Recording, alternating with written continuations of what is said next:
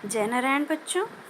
आज इस भाग में हम कविता चांद से थोड़ी सी गप्पें का भावार्थ जानेंगे, जो कि शमशेर बहादुर सिंह जी द्वारा रचित है।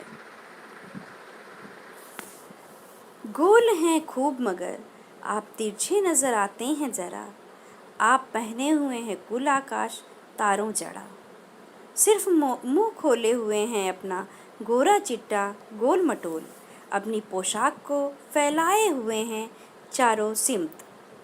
अब इसका भावार्थ जानने से पहले हम शब्दार्थ अगर जान लें तो हमें भावार्थ समझने में बहुत आसानी होगी। कुल का अर्थ है पूरा या सारा, आकाश का अर्थ है आसमान, पोशाक का अर्थ है कपड़े या वस्त्र, सिमत का अर्थ है दिशाएं या ओर। अब हम भावार्थ की तरफ आगे बढ़ते हैं कि बच्ची जो है वह बच्ची के माध्यम से कवि कहते हैं कि आप हैं तो गोल लेकिन देखने में तिरछे दिखाई देते हैं। तारों से जड़ा अर्थात तारों से शोभायमान यह पूरा आकाश आपकी वेशभूषा है, सारा आकाश ही आपके कपड़ा है। इस पोशाक को आपने हर तरफ या चारों दिशाओं में कुछ इस प्रकार फैला रखा है कि इस बीच आपका गोरा चिट्टा व गोल मटोल मुंह ही दिखाई देता है। अर्थात कि लड़की जो है वो बच्ची जो है वह चूँकि बहुत छोटी है तो उसके मन में जिज्ञासाएं हैं, जानने की इच्छा है कि चंदा मामा को सभी गोल कहते हैं और कभी कभी गोल दिखता भी है, लेकिन फिर वह तिरछा क्यों नज़र आने लगता है। यह उसके मन में जिज्ञासा उठती है कि गोल तो हैं आप खूब, लेकिन आप कभी कभी तिरछे क्यों नज़र आने लगते हैं। और आपने यह जो आकाश है तारों से जड़ा हुआ उसे अपने वेशभूषा अपने कपड़े के रूप में पहन रखा है, और यह चारों दिशाओं में आपका यह वस्त्र जो है वह फैला हुआ है। आकाश जो है चारों दिशाओं में फैला हुआ है और यह आकाश तारों से शोभायमान हो रहा है। इसके बीच में आप ऐसे दिखाई देते हैं जैसे कपड़े के बीच से सिर्फ आपका गोला मटोला और सुंदर साफ सा मुंह दिखाई दे रहा हो। आपकी यह पोशाक, आपका यह वस्त्र चारों दिशाओं में फैला है। क्योंकि आकाश तो बहुत विस्तृत है, तो बच्ची ने यही कहा कि आपका जो ये वस्त्र है यह तो चारों दिशाओं में फैला हुआ है। अब यहाँ इस चित्र में आप देख सकते हैं कि चंद्रमा, बच्ची के मन में जो जिज्ञासा उठ रही है वो सही है कि चंद्रमा है तो बिल्कुल गोल, लेकिन कभी कभी वो तिरछा भी दिखाई देता है। और उसका जो वस्त्र है वह आकाश है, जो कि कैसा है, तारों से जड़ा हुआ है और सुशोभित होता है। अगले पद में पढ़ते हैं हम। आप कुछ तिरछे नज़र आते हैं जाने कैसे, खूब हैं गोकी, वाह जी वाह, हमको बुद्धू ही निरा समझा है, हम समझते ही नहीं जैसे कि आपको बीमारी है। अब यहाँ बच्ची कह रही है कि आपकी आकृति कुछ अजीब है, पता नहीं क्यों तिरछे से नज़र आते हैं आप, लेकिन मुझे आप क्या बिल्कुल बुद्धू समझते हैं, मुझे सब पता है कि आपको कोई बीमारी है। अब यहाँ अर्थ जान लें कि गोकी का अर्थ है यानी, बुद्धू मूर्ख या नासमझ। तो यहाँ बच्ची कह रही है कि आपको जैसा कि बताया जाता है कि आप बिल्कुल गोल हैं और कभी कभी मुझे दिखते भी हैं, लेकिन फिर आप कभी कभी तिरछे नज़र आने लगते हैं, कि आप तो बहुत अजीब हैं, कभी गोल कभी तिरछे नज़र आते हैं, लेकिन हमको बिल्कुल बुद्धू मत समझिए, क्योंकि मुझे ये समझ में आता है कि आप जो यह बार बार आपका आकार बदलता रहता है यह कोई बीमारी है, आपको ये मैं समझ चुकी हूँ।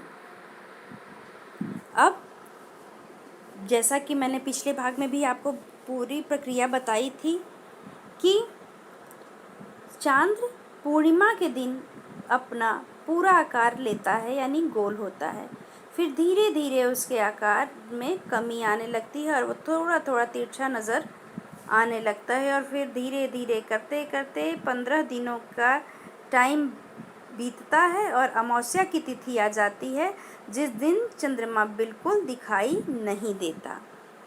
यह 15 दिनों की जो यात्रा है यह कृष्ण पक्ष कहलाती है।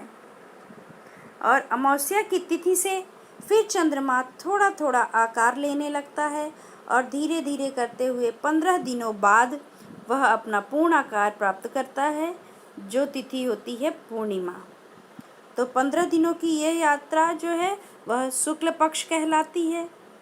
और हम अगर देखें गणित के हिसाब से देखें तो 15 दिन कृष्ण पक्ष के और 15 दिन शुक्ल पक्ष के, तो 30 दिन हुए और महीने में 30 दिन होते हैं। तो इस प्रकार जो है एक महीने में एक बार अमावस्या आती है 15 दिनों पर, और उसके बाद अगले 15 दिनों के बाद पूर्णिमा आती है। और इस प्रकार चांद अपना आकार घटाता या बढ़ाता रहता है। अब हम आगे बढ़ते हैं आगे के पद की ओर। आप घटते हैं तो घटते ही चले जाते हैं और बढ़ते हैं तो बस यानी कि बढ़ते ही चले जाते हैं। दम नहीं लेते हैं जब तक बिल्कुल ही गोल न हो जाएं। बिल्कुल गोल, यह मरज आपका अच्छा ही होने में नहीं आता है। कि अब यहाँ बच्ची क्या कह रही है कि आप हमको बुद्धू मत समझिए, मुझे सब समझ में आता है कि ये जो आपके आकार के घटने बढ़ने की जो कहानी है यह बीमारी है कि आप जब घटने लगते हैं तो घटते चले जाते हैं। मतलब आपका आकार जब घटने लगता है तो वह घटता ही चला जाता है और एक दिन ऐसा आता है कि आप बिल्कुल गायब हो जाते हैं। और जब आप का आकार बढ़ता है तो बढ़ता ही चला जाता है और दम नहीं लेते हैं जब तक बिल्कुल ही गोल ना हो जाए। कहने का अर्थ यहाँ ये है कि जब आपका आकार घटते घटते बिल्कुल समाप्त हो जाता है तो ऐसा नहीं कि आप एकदम विश्राम करने लग जाते हैं। आपको तब तक चैन नहीं आता जब तक आप अपना पुनः वाला पहले वाला रूप धारण नहीं कर लेते। तो आप तब तक विश्राम नहीं करते जब तक आप अपना पूरा रूप नहीं ले लेते, जब तक पूरे गोल नहीं हो जाते।